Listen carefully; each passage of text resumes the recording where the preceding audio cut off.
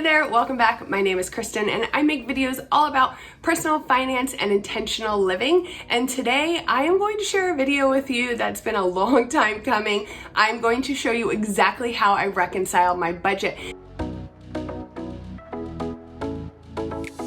Now, I just want to kind of preface this by letting you know that there's a whole bunch of different ways that you can reconcile your budget. It doesn't necessarily mean that my way is right. If you're doing it a different way and it works for you, that certainly doesn't mean your way is wrong. If it's working for you, it's helping keep you on task, it's helping you understand the numbers, and it's helping you better prepare for your next budget period. Absolutely stick with it. I'm just going to share what my process is. In fact, if you've been here around my channel before, then you probably know my motto is keep it simple. I haven't figured out whether it's because I'm just incredibly efficient or incredibly lazy, but I like to simplify things as much as possible. But to that point, I also want to kind of throw out one little caveat, and that is just to remember everybody's brains work differently, especially when it comes to numbers. What may feel super simple to me and works simply for my brain may not necessarily translate the exact same way to how you think or how your brain works. So I just wanted to quickly throw out that little disclaimer just in case you feel like this actually feels complicated to you, then don't use it. Absolutely don't use something that feels like it's overcomplicating. That kind of defeats the entire purpose. So I am just going to switch the camera around and go ahead and show you what I'm doing. This isn't my actual budget. This is kind of a mock budget I created just to make the numbers a little bit easier to follow along on video so that you can focus on grasping the concepts and not necessarily trying to figure out how all the numbers are working together. And I want to hear from you. Do you currently reconcile your budget every single time? I did not reconcile my budget for probably the first 2+ years I budgeted. But I highly recommend that you do go ahead and reconcile your budget. Why should you reconcile your budget? It's a great way to close out the month and see where your money went and what you actually spent. Plus, it's also really good to see how close your estimates are, right? How close your plan, the spending plan, the budget you've created for your money actually came to what you ended up truly spending, right? So it's really a good way to gauge how familiar we are with our money, with our budget, and it can just give you some helpful insights along the way. If you currently do not budget, do not know how to budget, are feeling overwhelmed by budgeting, or maybe you just don't like the way you budget and you feel like you need to kind of switch it up, I will leave a link down below where you can sign up and take my free Begin to Budget email course. It is not just for beginners. It will help you whether you're a more experienced budgeter or, like I said, someone who's just looking for a different method. When you sign up, you will also get my free Begin to Budget printable workbook, and this has a whole bunch of fun worksheets, trackers, some budgeting worksheets. If you have never budgeted with pen and paper, it's a whole different ballgame. So make sure you head down to the description box and sign up to take that so you can get all the budgeting tips and this workbook for free. All right, let's go and reconcile our budget. Okay, so here we are with the budget. Now, a couple notes before we get started. My nails are not done. Let's just excuse that. Also, this doesn't seem to be focused. There we go. Just want to let you know, there's a couple different ways you can say it throughout this video. You'll probably hear me swap back and forth between saying reconciling the budget, balancing the budget, closing out my budget. It's really all the same thing. It's just a matter of preference. And I just open my mouth and whatever term comes out, okay? And then just a quick reminder that this is a pretend budget. I filled out all of these sheets in an effort, again, to just make it easy to understand, easy to follow. So I just kept everything random, round numbers, no cents. And my hope is that you're able to follow along really easily and grasp the concept without any issues or confusion. And then all of the worksheets you will see me use here in this tutorial, I guess we could call it, I don't know, what's it called? Except for the checking register, are going to be in the free workbook you get when you sign up for my free budget course. And again, I'll have that link down below for you. So let's just jump in. Our budget dates that we're going to look at right now are July 8th through July 21st. And the way I budget is I like to plan everything out, and then I leave an extra column. This one's called actual, and that is where you'll go back and fill in what you actually spent. Get it? And that is a huge part of reconciling your budgets. And the last thing is, in the interest of time, because this video may get a little long anyway, when I really try to break things down, it makes it longer. So I don't want you to have to sit here while I'm filling everything out. So in the interest of time, I have pre-filled it all out, okay? So we are just going to assume that we have a couple here and they're both on the same pay schedule.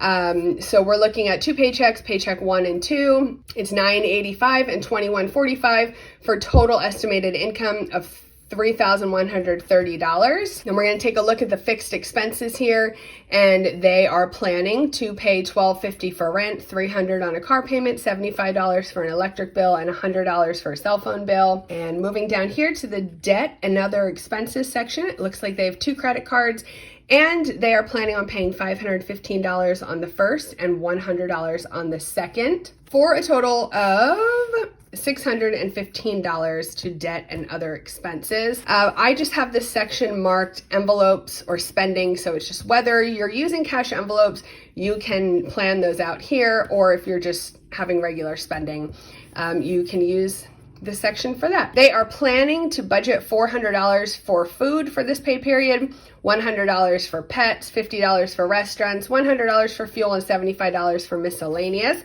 It's a total of $725 for this section. And then when we look at their savings and sinking funds, they are planning to save $150 for Christmas and $200 for back to school. So that would be a total of $350 to save this pay period. And then when we come down here to the total section, their total income is $3,130, total fixed expenses $1,725. And again, we're just taking these totals from each section here. Total debt and other expenses, $615. Total envelopes or spending, $725. Total savings or sinking funds, $350. So according to this budget plan, they would actually be negative $285 if this is the exact way it all plays out. Now, you and I both know it doesn't always play out that way, but that is why it is so important to reconcile our budget, balance our budget when the budget period is over. So it's really important that if you're going to begin balancing your budget, you balance it with every budget period, okay? So if you are paid twice a month and you're going to create a fresh budget like this for each paycheck, you need to close out and reconcile each budget on its own. You cannot budget 2 paychecks a month and then attempt to reconcile the entire month at one time. And of course, I shouldn't say you cannot. Anything can be done, right? Anything's possible. But in my experience, it makes it a lot more difficult. In my experience, you're going to deal with a lot of different charges or transactions that may be pending, and it just really gets messy and difficult.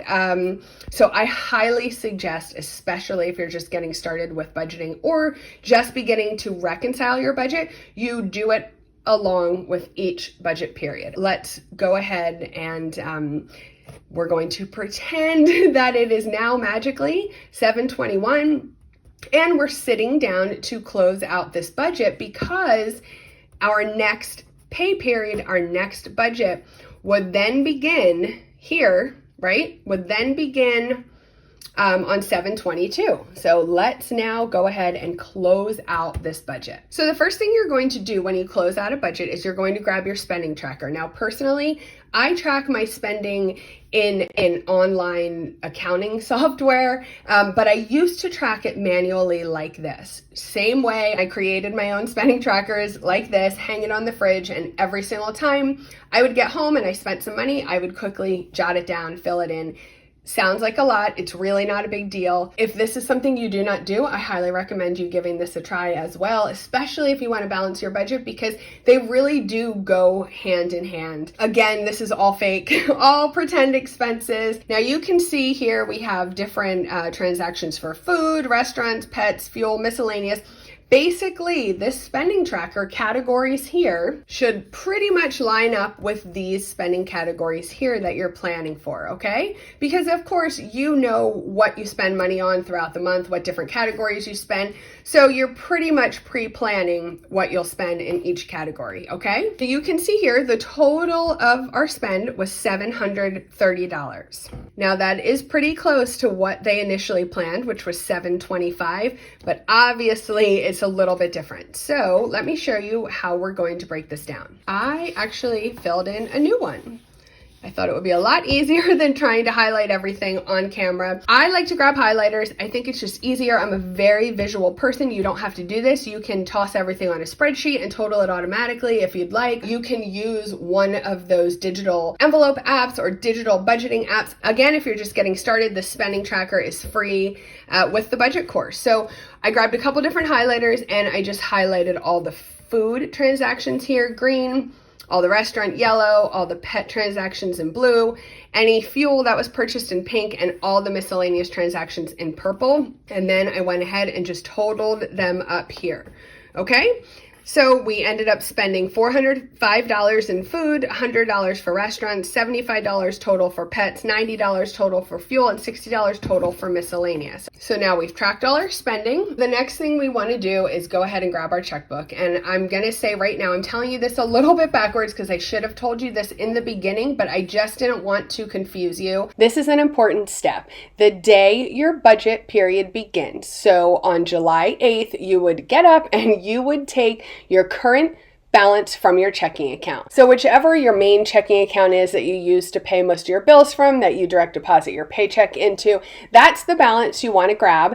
And you don't want to take it until the budget period actually begins, so it's current. I just want to caution you to make sure you are accounting for any pending transactions when you grab that balance. If this is not accurate, you will not be able to accurately balance your budget. It's going to be a mess. You're going to sit there for an hour trying to figure everything out. If you've ever reconciled your bank account and been off by a couple dollars, then you know exactly what I'm talking about. Throughout this pay period, paychecks come in, bills are paid, right? As money is spent, we can go in here and fill in this actual column. So when paycheck number one arrived at their bank account, it was actually $2 higher than they originally planned for, okay? So they budgeted, estimated an income for paycheck number one of $985. However, they were a little off and they actually received $987. I like to fill in this actual column in a different color pen. I need it to jump out at me the second I look at it. So I just like to do things in all different colors, whether it be highlighters or pens.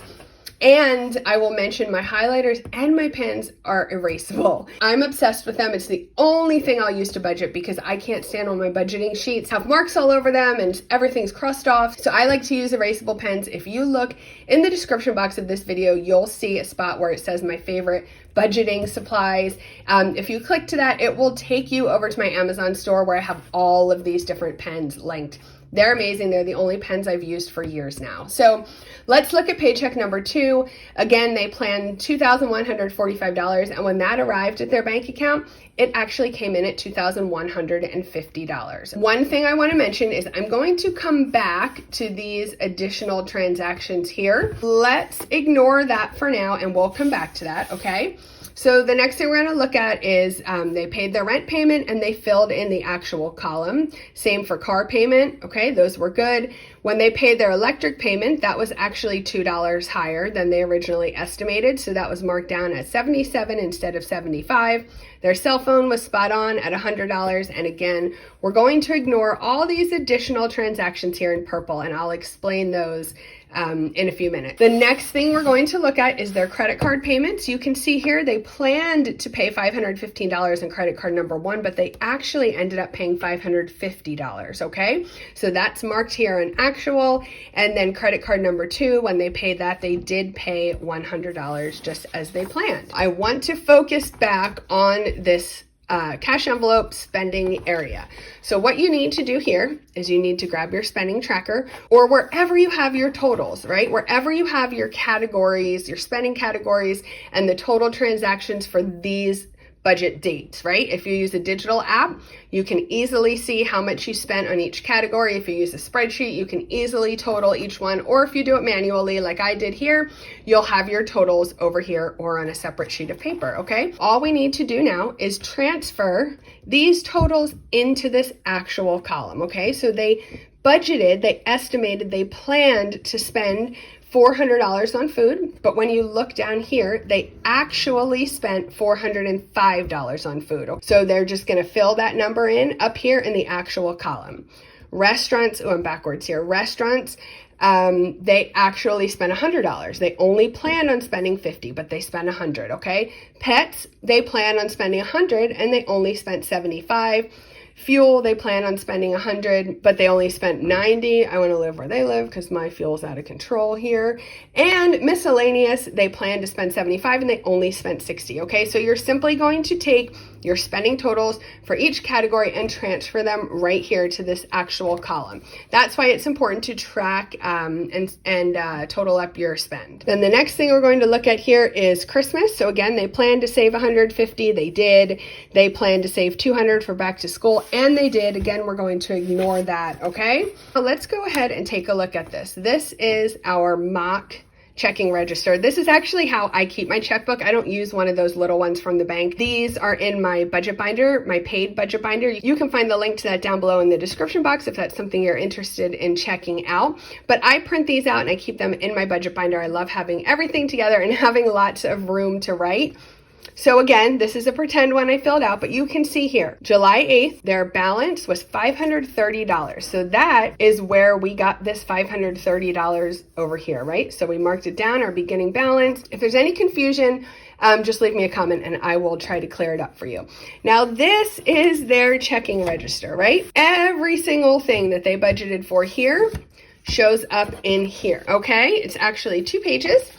And in addition, because they were using a debit card for their spending, every single one of these transactions also show up in here. Okay, I just marked them as the category instead of the store, just for ease, right, as I was going through. So basically, everything on these pages will be documented and listed in their checking account, right? Because that's money coming in and going out of their account. Now, when you are reconciling your budget, you can go ahead, just like you do when you reconcile your bank account, and you can check every single little one off, right?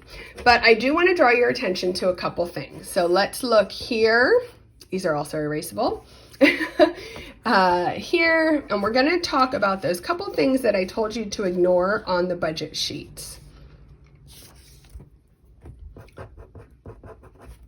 Okay, now we're going to go back to our budget sheet. And again, anything that happens in the budget after the initial creation, right? When I created the budget, you only see blue. It's all blue. Everything is blue. Anything additional, the beginning balance here, all of the purple, we don't enter that until we start this budget period, right? So if we're planning this budget on July 5th, you cannot mark in the beginning balance yet because you don't know what it is, right? Because on July 5th, you still have the 6th and the 7th before this budget period begins, where you could be spending additional money or receiving additional money into your checking account. So at that time, that would definitely throw off this balance, okay? So you're going to create your budget, then you're going to start budget period, and when you start the budget period, you're going to go ahead and enter that beginning balance so it is on point, right? Now, I want to call your attention to anything that's purple here. So again, this couple planned out their income, and after this budget period began, at some point, they sold a couch on Facebook Marketplace for $200, okay? They took that $200 and they deposited it into their bank account. You can see that right here. Deposit from the Facebook sale, $200 credit, okay? So when we are balancing our budget, we now need to include this because it's technically more income, right? It's more money coming in to their budget that they were not initially planning on. So I add that here in this income section. And if you don't have room, you can just add it underneath or on the side, wherever. I added it here as a Facebook sale. I added nothing for planned because it was not planned, right? The planned was already done. I wrote it in purple so I know when I look back, this was done after the fact. And then I add in the actual amount that they received from the sale, which was $200, okay? And then here's the important part. When you go to total the actual column now, you need to include this $530 because that technically was money you're using for this budget, right? You need to add both paychecks and you need to add this Facebook sale, okay?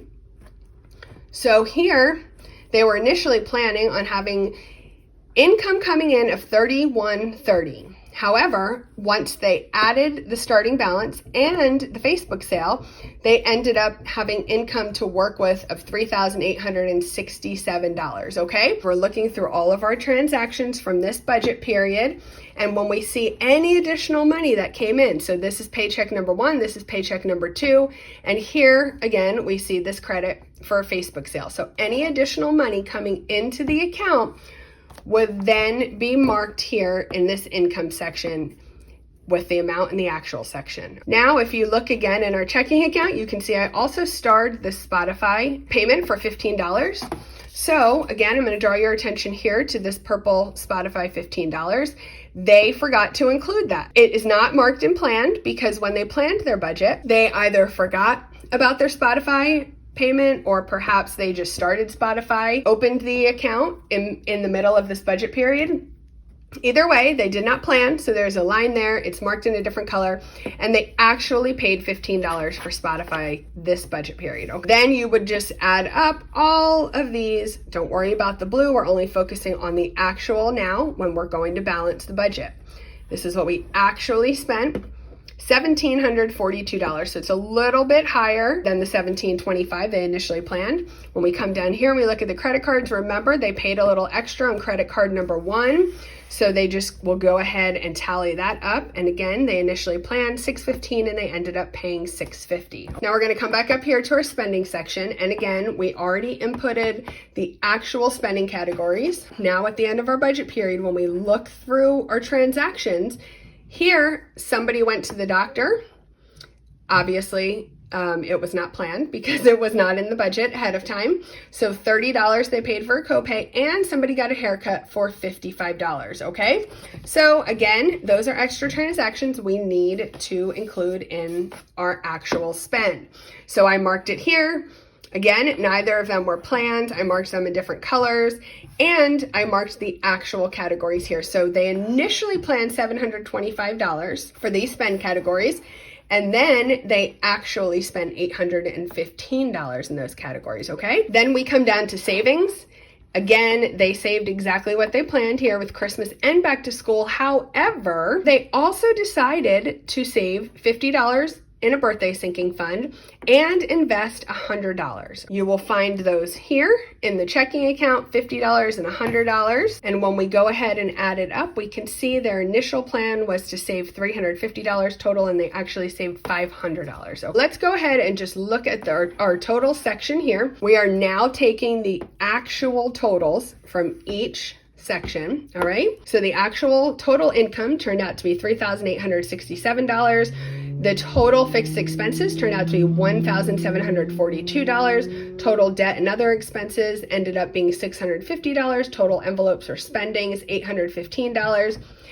Total savings sinking funds ended up being $500. When we take our total income, and when we look down here, it says the difference is going to equal A. So this is section A, total A, minus total B, minus total C, minus total D, and minus total E. So what that means is when you take the income and you subtract every other total from it, instead of having a negative 285 budget like they were going to when they initially sat down and did their budget planning, they actually are $160 to the good. Now remember, that is offset. This negative here is offset because they made that Facebook sale. Both their paychecks came in a tiny bit higher, and because we then included the balance that they already had sitting in their checking account. Okay, here's the important thing. In order for this to be balanced, you want this number here, this actual difference, I have it noted here, it has to match the current balance. So it would be the closing balance of this budget, right? So the beginning balance was our balance in our checkbook on 7/8. So now that we're closing this budget out, we're going to need the current accurate balance of our checkbook today on 7/21, okay? So according to our budget, that balance should be $160 even. So when we go over here to our checking account, we can see it is indeed $160 even. If you're seeing a number that's off, it's probably because something is pending and possibly didn't come out. It could mean that you missed accounting for another transaction over here on the budget. So when you did the math, it didn't add up. Personally, when I first wrote everything out, I just wrote one of the numbers incorrectly. So if they're not matching, you need to kind of go back, do some detective work and figure out why. Yeah, it's kind of a pain. Yeah, sometimes it can take some time. But again, if you're doing this consistently every single budget period, the furthest you're going to ever have to go back is a full budget period, right? So if you're a biweekly budgeter like I am, the furthest I would ever have to go back to investigate really should be 2 weeks, okay? Because when you're grabbing this beginning balance, you're already making sure it is good, it is accurate. You can double check that against your bank, right? You can make sure all the transactions are cleared and accounting for anything that may not be yet. So if these match, you are good to go and you have a fully balanced budget. And if they don't match, then you just need to spend a little bit of time digging and trying to figure out why. I know that was a lot. That ended up being way longer than I intended, but I just don't think there's any point in really trying to explain it in detail if it's not going to be helpful to you, if you're not going to be able to follow it. So please let me know what you thought of this. Let me know if you have any questions or if anything is unclear. And remember, if you want to grab these printables, if you want to learn, go a little bit deeper into how I budget, my budgeting method, head to the description box, sign up for my free 5-day budgeting email course. It's going to send you one email to your inbox every single day for 5 days. Right when you sign up, you will get this free budget workbook. Again, the checking account register is not included, but everything else you saw is. All right, so I am curious on your thoughts. What did you think of that process? Let me know in the comments if you thought it felt simple, like it feels to me, or if maybe you thought it feels a little complicated or confusing. If there's anything I can clear up for you, go ahead, leave me a comment. As always, I'll help you to the best of my ability. I'm going to go ahead and link my budgeting playlist up here. If you like watching videos about budgeting and you feel like my methods are helpful to you and easy for you to understand, absolutely take some time and go through that budgeting playlist, and I will be sure to go ahead and link it down in the description box as well. I appreciate you so much for watching today. I hope you will consider subscribing to my channel. I would love to have you as part of my little family here on YouTube. And if you have a spare second and you could go ahead and hit that like button, I would really appreciate it. I thank you so much for watching, and I hope you have a great day. Bye.